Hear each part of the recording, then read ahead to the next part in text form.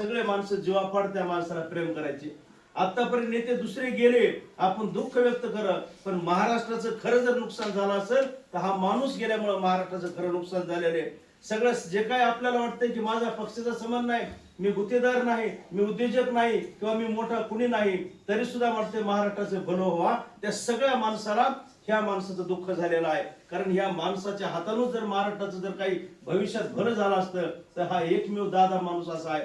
प्रशासनावर प्रचंड मोठी पकड, आजपर्यंत कुणालाही जमवता आली नाही प्रशासनावरती पकड.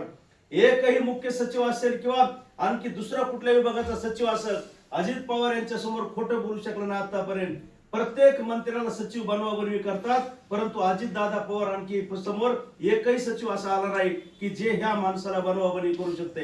एवढ्या बारकाव्या गोष्टीचा अभ्यास आहे. त्या दिवशी परिहार साहेबांनी किस्सा सांगितला, ज्या दिवशी ते दौऱ्यावर आले परभणीच्या दौऱ्यावर आले असता त्या ठिकाणी या ठिकाणी परभणीचे गोट फार्म त्या ठिकाणी बघायला नेलं.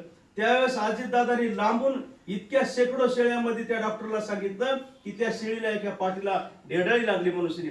फक्त समोरून चेहरा बघून पोट बघून त्या माणसानं त्या शेळीचं दुखणं सांगितलं त्या ठिकाणी. म्हणजे माणूस एकीकडे मंत्रालयाच्या किती